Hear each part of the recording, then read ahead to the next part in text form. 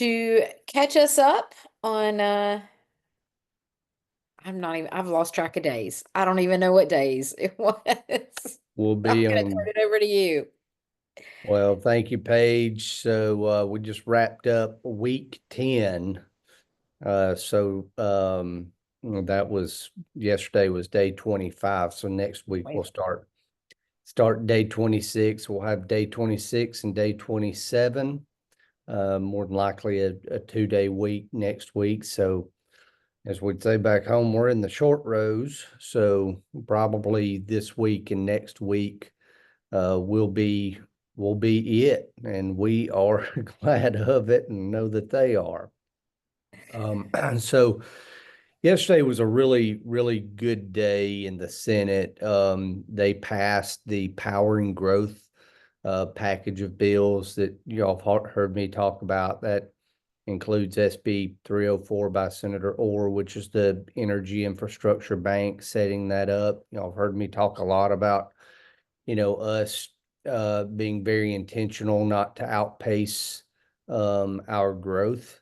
And so these bills are designed to get out in front of that, particularly on uh, long lead time transformers, things like that, we've had projects in the state of Alabama that have not been able to come to fruition because you couldn't get the infrastructure uh, and supply chain issues, et cetera. And so this is aimed at outpacing that. We take it for granted that we usually go and flip on a light and power comes on, but 21st century, industrial projects moving forward, whether it be data centers, whether it be steel mills, et cetera, use a tremendous amount of electricity. And so we have to make sure that the state is being proactive and getting out in front of that to make sure that we are able to provide that infrastructure. SB 311 by Senator Smitherman is the funding mechanism of that.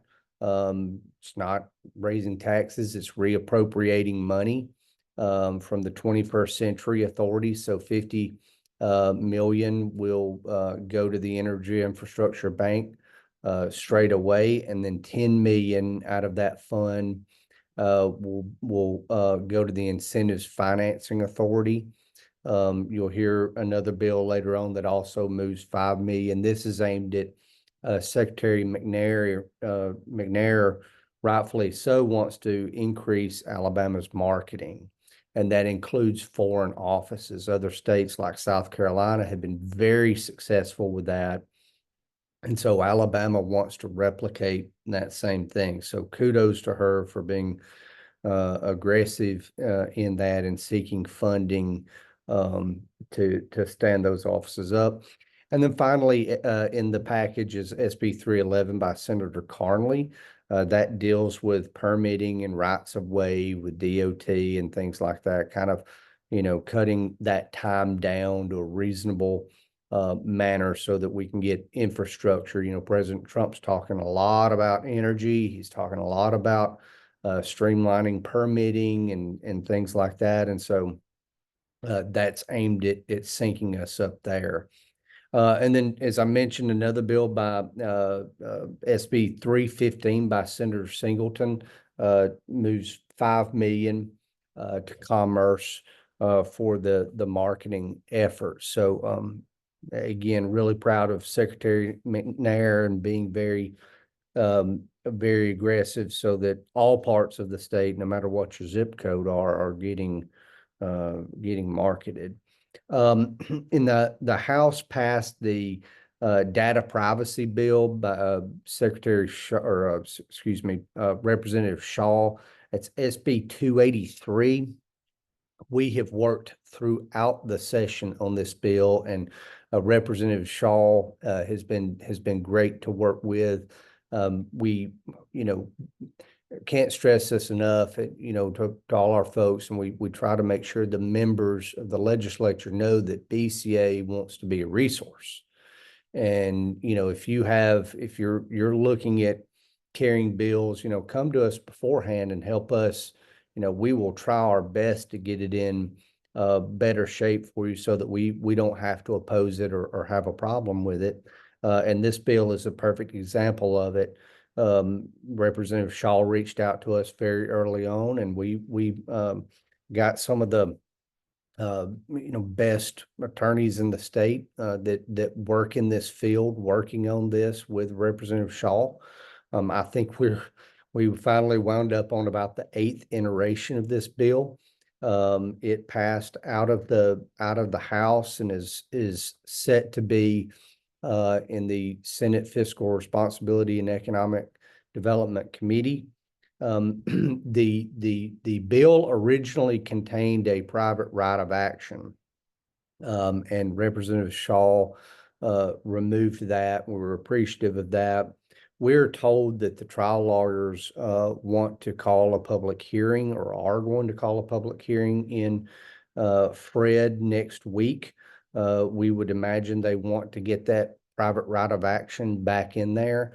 We we and other business organizations are really trying to draw a hard line on private rights of action, particularly this year. We've been, and about 3 weeks ago, we ran the numbers, and there were 9 bills that private right of actions had made their way into. And so we have been successful throughout the process in getting those removed from those bills, so that trial lawyers aren't just suing companies left and right. And so, we will be working that committee to try to make sure that private right of action does not get in that bill, because we will have to go from being neutral on it to having to try to kill that bill. Because, as you can imagine, you have tons of your members who this bill will impact. And so, if they're dealing with data privacy issues, and they're able to be sued, that could be a major problem for our members and yours. The debanking bill, or bills, SB 228 by Senator Jones and HB 418 by Representative Keel. Those bills have all kinds of problems in it for financing institutions, as well as insurance institutions. Those bills, we're very thankful that both of those committees have not moved those bills, and we expect them to stay that way. HB 379 by Representative Garrett, it exempts remote workers from income tax in certain circumstances. A lot of the accounting world is very supportive of this, as well as the business community. That bill, we expect to get a favorable outcome, hopefully either next week or the week after. The House was busy yesterday. They dealt with the ETF, and they passed the Education Trust Fund yesterday. So not a whole lot of changes. I haven't really had time to dig down into it too much, but it is around $12 billion with everything all added up. I want to say on the floor, Representative Garrett, Chairman Garrett, said that it was about a 6% increase, which is the max that they can do because of the Rolling Reserve Budget Act. So that bill, still unsure if it's going to go to conference or not. They may have gotten it, fairly worked out so that it doesn't have to go to conference. Obviously, the general fund budget is in the Senate, so they'll have to take that up before they leave. And then the Alpha bill, is awaiting floor action in the Senate. That's the last house it has to go through, and it still has our language in there. So we're very glad of that. They can't just pull um, folks out of plans, leaving, pull healthy people out of plans, only leaving unhealthy people because it is unregulated, as y'all have heard me, talk about it in the past.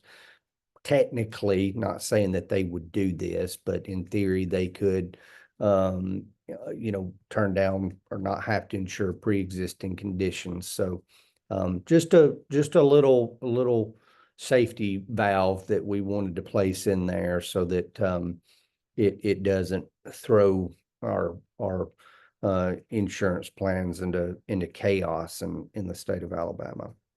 So anyway, that's pretty much it. It was Senate didn't have a lot of bills on the calendar this on Tuesday. Um, I think they only had were only able to get two. Last Thursday, the Senate Dems were in filibuster mode, and they were able to get them off that position this week, which is not an easy task to do. So it turned out to be a much easier week for them, and probably I would imagine moving forward it will be as well. And then the House, I think, is in pretty good shape to be able to continue to conduct business as they move along. So we're almost there, and we're ready for it, and know our friends across the street are ready for a break as well. So with that, open it up for any questions.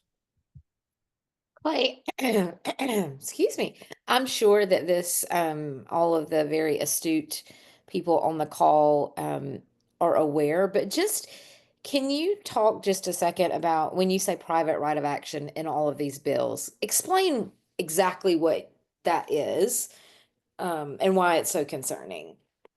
So different, depends on what the bills do and what the bills are targeted at. For give you an example on the PBM bill, the PBM bill had a private right of action, which means that you just sue. You can, take it to court. It also had a provision in there that gave the Department of Insurance enforcement powers on the act. So when you have the Department of Insurance or any state entity that is able to make sure that there is recourse if someone has a complaint, has an issue, etc. I can promise you it is for the business community is much more advantageous and fair than leaving it up to a court. And especially leaving it up to a jury. Right now, in a lot of counties in this state, um, insurance companies are afraid to let a case go to a jury trial because they are afraid that a jury trial or a jury is going to award a lot more money, so they're just settling. And folks, that's not justice. If you are afraid to go to a jury of your peers, that's concerning. And a lot of our judges are even not they're not exercising summary judgment, which means they can take a look at the case. If there's multiple defendants or even that defendant, if it looks frivolous, they can throw it out.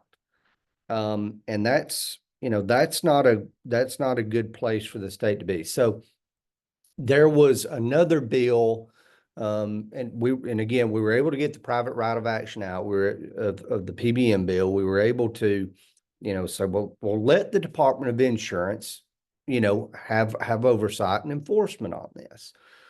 Okay, we're okay with that. It even set the ability for them to charge fees, fines, etc. But you leave it out of the court system. And so there was another bill that was similar, but it it allowed a private right of action that we essentially allowed them, and it dealt with insurance.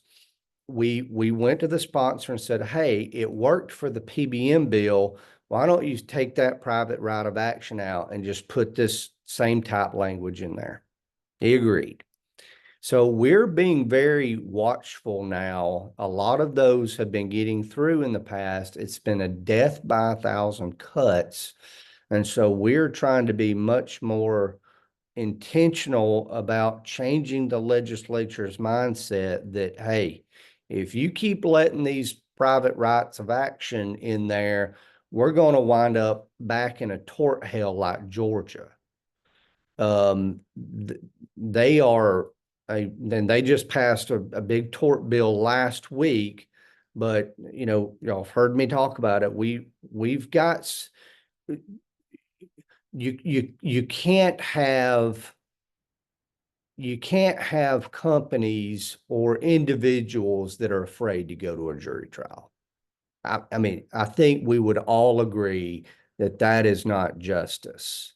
That is not the judicial system that our founders intended, and that we as a free and just society should be under.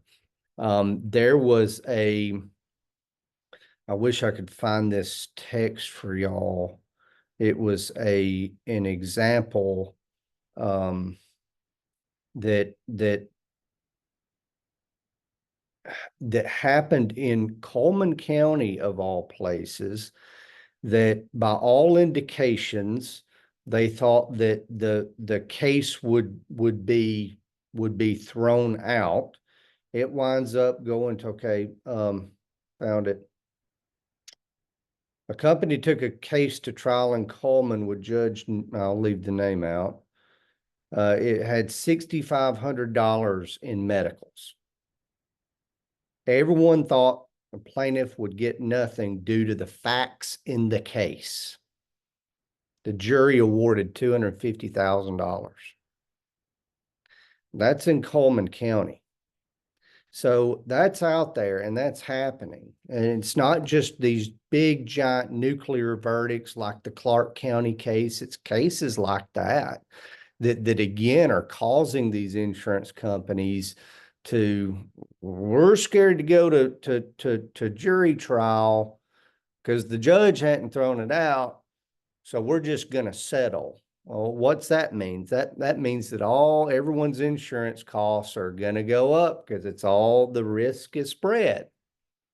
And so that's what's happening. And that's why we're at the trying to be intentional about, hey, we gotta stop the bleeding, and keep that from continuing to happen where at all possible.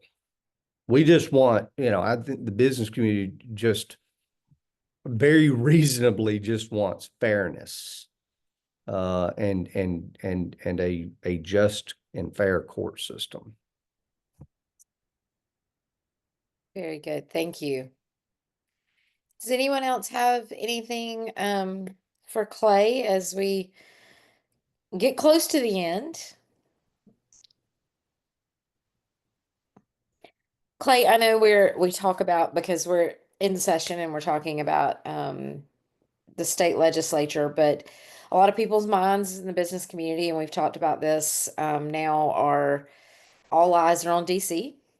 And I know tariffs and some other things. You guys, I think, are talking about doing some programming maybe, or around the tariffs. I know US Chamber is certainly out in front of it and doing that. Anything that we should be aware of that may be coming down the pike from you guys We, as far as we some webinars or things? Yes, we've bounced it around and almost pulled the trigger several times on doing something, but the goalpost keeps moving. Every And hour on the so, hour. yeah, so it's just it's been difficult. We've obviously been keeping up with it.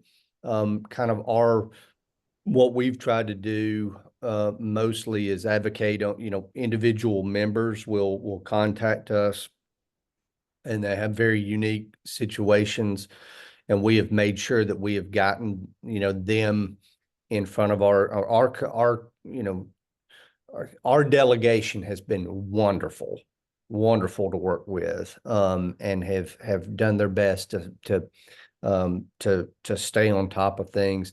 There's just a lot of unknowns, and as I mean it, to keep moving the goalpost. I mean, you have to keep in mind that there's several things at play here. There is the argument of the macro argument of reshoring, in bringing companies back to the United States. And I think there's no question that COVID exposed a lot of holes in our supply chain, in the American supply chain, whether that be pharmaceuticals, whether that be PPE, whether that be microprocessors, all of the things that are extremely important to our economy are offshore.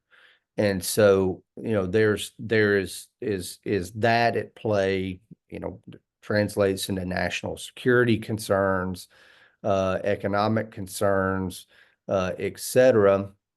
And then frankly, the rise of China. They have been able to, there's no question, get away with a lot, and they are almost a conversation on their own, in an effort on their own. There's also, I think, sort of because of China, on a grand scale, sort of recalibration back to the United States from them. I can argue both sides very well, and I'm trying to not let my personal feelings about it cloud my, but there's, regardless, there will be pain in this process. You don't know how long that pain's going to last. There's also it's a negotiating tactic, obviously, for that realignment. There's no question. And so with that being thrown in that mix, you can probably expect that timeline to potentially move as it goes. So it's a big discussion. It's a multilateral discussion, and frankly, I'd love to be right in the middle of it. But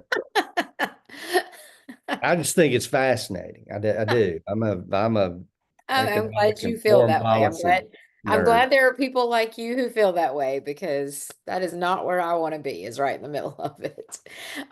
But it is the power of the partnership, and it is the power um of you all being keyed in and talking to our delegation, whether it's in Montgomery or whether it's in DC, on a daily basis. And so I would encourage those of you who are on the call, this is not just a big industry issue.